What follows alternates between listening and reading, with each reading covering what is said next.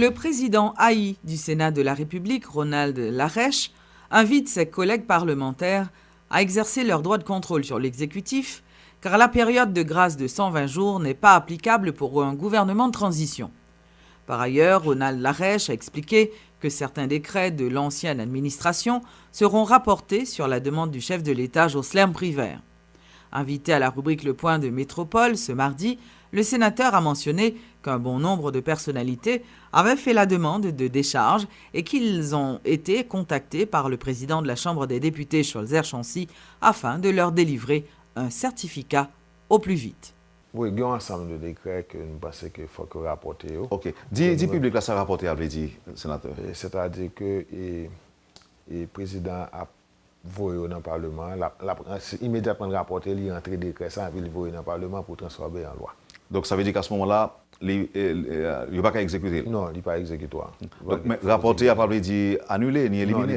Non, il n'est pas annulé, sauf qu'il a transformé en loi. Il est capable de des modifications qui fait. Il est capable de voter les gens liés, il est capable de tout et voter certaines modifications. Et article 125, je crois, 122, 123 Constitution, il trace une procédure et de vote, objection et procédure sont capables d'appliquer. Et même capable de des objections, capable de des modifications qui peuvent être là-dedans. Et on va regarder au niveau de la Chambre des députés et ni au niveau du Sénat de la République, moi j'ai un ensemble de propositions de loi et projets de loi qui, au niveau du Sénat de la République, qui votent, qui pas voter dans la Chambre des députés, moi voyer au président de la Chambre des députés et il y a un ensemble de propositions de loi tout et projets de loi tout qui votent à la Chambre des députés, yo voyer yo ban nous dans le Sénat. Et dans la prochaine rencontre qui gagne, et dans la prochaine séance qui gagne, nous avons distribué la commission pour travailler sur eux pour que nous puissions des réactions qui faites. Et nous avons environ près de 40 demandes de décharge qui faites des ministres, des anciens ministres, et nous avons même qui ont des prescriptions sur eux. Et nous pouvons faire moyen rapide pour moi si nous sommes capables de voter pour nous avons des décharges. Il y a des gens qui ont hypothèque grévée sous bien, il y a des gens qui font demande de décharge. Il y a des gens qui dans le cours supérieur des comptes pour analyse, pour porter rapport. Il y a un rapport qui baille sur eux déjà. Il y a un cas qui mourir déjà tout. Oui, effectivement. Il y a un qui vote à la Chambre des députés qui pas voté dans le Sénat. Il y a un qui vote dans le Sénat qui peut voter à la Chambre des députés. C'est un véritable travail pour qu'il fait. Parce que moi, avec le président Scholzer, président de la Chambre des députés, nous parlons comment nous sommes capables de mettre un boucher double pour être capable de libérer et ensemble des demandes de décharge, ça au temps record.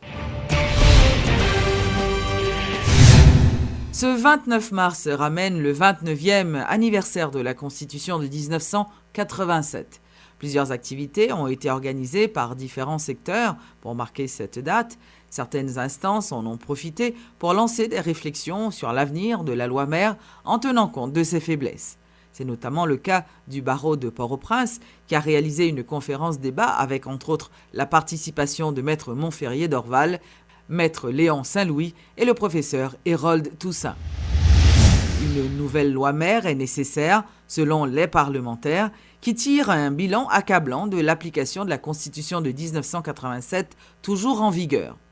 À l'occasion des 29 ans de la loi fondamentale du pays, ce 29 mars, les sénateurs et députés de la 50e législature ont dénoncé sa violation quotidienne par les dirigeants eux-mêmes. Si cette constitution contient des acquis démocratiques à pérenniser jalousement, cette dernière n'a jamais pu être mise au service de la majorité qui l'a instituée après la dictature des Duvalier, regrettent les élus. Ils évoquent ainsi la nécessité d'un nouvel amendement ou une promulgation d'une constitution plus adaptée aux réalités du pays. Alors, il faut que nous récupérions les acquis de la Constitution de 1987. C'est sûr et certain, toute constitution, pas qu'à une constitution stable, parce que le monde a évolué, le pays a évolué. Il faut que nous actualisions loyaux par rapport à la société a évolué. C'est ça que fait l'amendement, il prévoit l'amendement. Et l'amendement, ça, dans la fin de législature, ça extrêmement urgent pour que les paysans, section communale, récupèrent acquis dans ce cadre de cette là. Ça veut dire que aujourd'hui, est-ce qu'on est capable de constitution comme tout autant pas l'autre constitution qui remplaçait ça qui existait, nous devons continuer à parler de constitution. Mais de fait, constitution c'est pas ça que là-dedans, nous tenter amender les boycotter. C'est que nous n'avons pas référence, effectivement. Deuxièmement, tout le monde qui passe, si c'est respect constitution que tu as doit envoyer nèg dans prison, grand pile nèg qui dit, mais en vérité, un pile monde qui dirige le pays, ça tape dans prison. D'où, le campé qui doit être fait, conscience qui doit prendre pour nous comprendre que pas de société qui a existé sans pas de règles, parce que c'est les règles qui régissent le fonctionnement de la société. De nous-mêmes, qui dans l'État particulièrement, faut tendre, parler avec les gens, connaître qui ça qui coutume, c'est eux qui doivent une règle, pour nous sûr, non seulement nous faisons une bonne constitution, que les gens sont capables d'appliquer, mais la constitution est trop rigide, tout. Pouvoir est trop complexe. Donc chaque fois nous créons une certaine complexité dans le pouvoir, c'est très difficile pour que nous atterrissions. Dans ce sens, je pense que c'est dommage aujourd'hui. Nous n'avons pas de constitution, nous n'avons pas gagné de trop positif. Nous avons dit que texte, il faut qu'il te déploie pour écrire, mais en ce qui a été à respect et tout l'autre bagaille, c'est totalement négatif.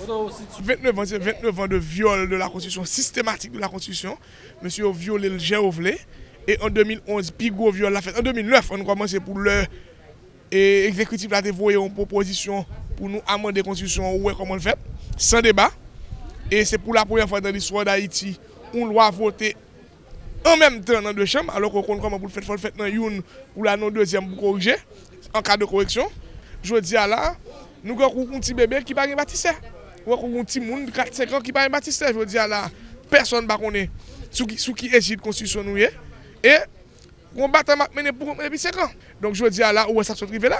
Je dis à là, nous flou constitutionnel. Même gouvernement là, je veux dire, président élu sont flou, ou d'ailleurs, ou même pas participer dans rien assimilation à la fête, parce que ça qu'a fait là, c'est violation flagrante de la Constitution. Donc moi-même, là, je constaté, mais société n'a pas dit rien, tout les mots depuis 5 ans, personne ne va occuper. Moi, en pile bagaille, parlementaire, rentrer la caille en Constitution et corriger. Ouais, après ça, il y a comme récompense poste ministériel. Après ça, il y a un président tout. Après ça, ça veut dire qu'il faut nous retourner sur la voie légale. Et je pense que nouvelle génération de politiciens que moi-même, moi, apprenais, m'espérer que nous sommes capables de respecter les lois fondamentales de la nation. L'Observatoire citoyen pour l'institutionnalisation de la démocratie, OCID, plaide pour la réforme du système électoral haïtien. Considéré comme handicap au bon déroulement des élections dans le pays, le système électoral doit faire l'objet de réflexions et de profondes modifications selon un document élaboré par l'OCID et proposé aux représentants des différents secteurs de la vie nationale. Un atelier de présentation a été réalisé ce mardi dans le département de l'Ouest en vue de compléter ce module.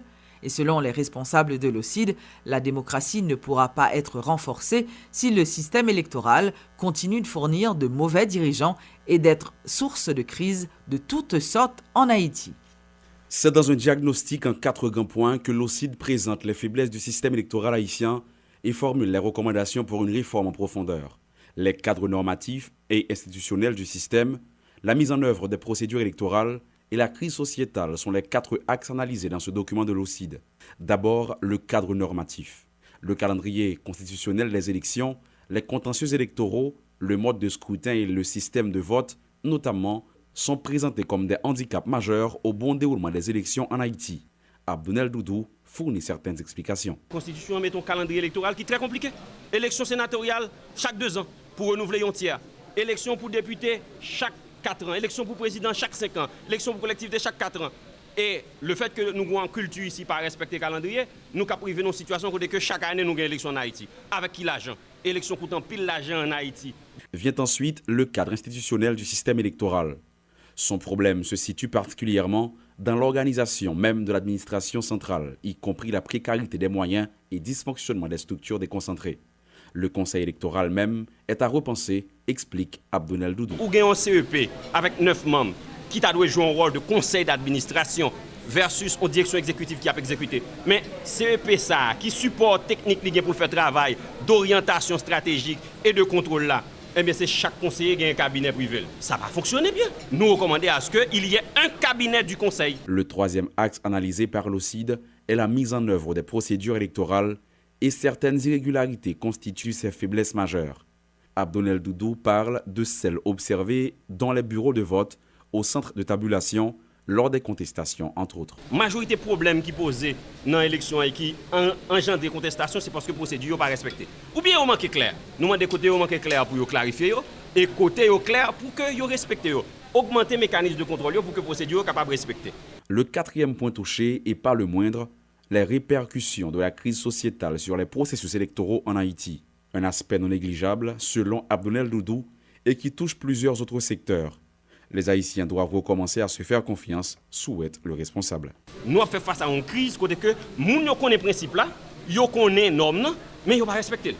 Ils ne respectent ni la loi, ni la constitution, ni l'éthique, ni la morale. Donc pour nous changer ça demande un travail d'éducation, de conscientisation, mais aussi un travail de mettre des mécanismes qui permettent que ou pas se tirer question impunité. Pour chaque problème, le document produit par l'OCID formule des recommandations.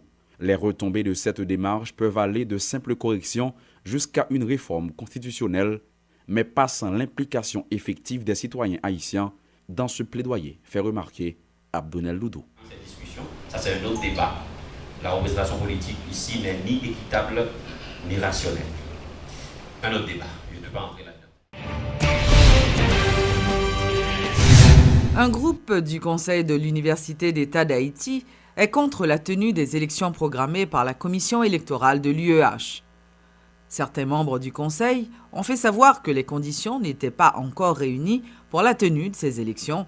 Ils plaident pour un consensus afin de résoudre la crise à l'UEH. Alors que la Commission centrale électorale de l'UEH se prépare à organiser des élections ce mercredi pour remplacer l'actuel conseil exécutif, un groupe dissident s'y oppose catégoriquement. Selon des doyens et professeurs réunis au sein de cette structure, il n'est pas question non plus de tenir ces joutes en dehors des locaux de l'UEH. Pour Rochamboleni, enseignant à la faculté d'ethnologie, Moulins-sur-Mer n'est pas l'endroit approprié. Cette décision est une violation de la charte électorale. Selon l'article 50 de la charte électorale qu'ils prétendent appliquer, l'article dit que les élections doivent avoir lieu dans l'espace de l'UEH selon le calendrier qui a été programmé. On n'est pas là pour violer la loi, on est là pour respecter la loi et enseigner aux gens à respecter la loi de façon scrupuleuse. En clair, les conditions ne sont pas encore réunies pour la tenue des élections, persistent et signent les protestataires.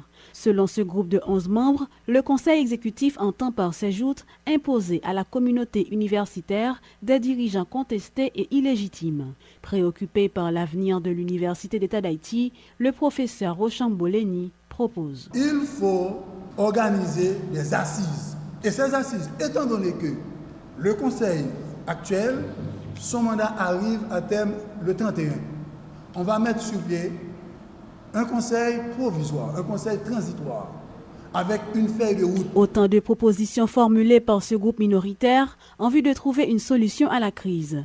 Reste à savoir si les étudiants protestataires accepteront de quitter les locaux du rectorat qu'ils occupent depuis le 5 février dernier.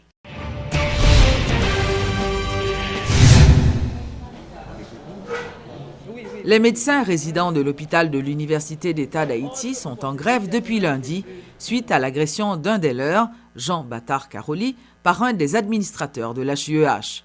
En conférence de presse ce mardi, les médecins ont déploré un tel comportement à l'égard de leurs collègues et réclament justice et réparation pour la victime ainsi que la démission de l'administrateur. L'en considérer situation, humiliation, indignation que on soufflette qu'a entraîné. L'en considérer situation insécurité que nous vivons l'hôpital là chaque jour. L'en nous considérer toutes actes brigandailles ça yo et mettez en plus sous soufflette que yon proche nous, un résident, un docteur qui n'a même statut avec nous recevoir de un administrateur, nous senti que ça fait que nous indignés et nous pas senti nous en sécurité dans l'espace l'hôpital là qui normalement considéré espace de travail nous de tous les jours. C'est peut-être ça. Nous demander justice et réparation pour confrère nous qui prend calotte ça. Nous demander position direction médicale là pour lui clair, pour le bien défini, pour le dire qui ça le penser de un tel acte. Nous demander tout position santé publique de ça qui passé là pour lui dire clair et net qui position par rapport à un administrateur, un employé qui bail l'autre résident, l'autre docteur soufflette. Et nous demander tout pour que il y ait un climat sécurité qui établit dans l'hôpital là pour que nous sentions que nous en confiance pour nous faire travailler nous comme ça doit.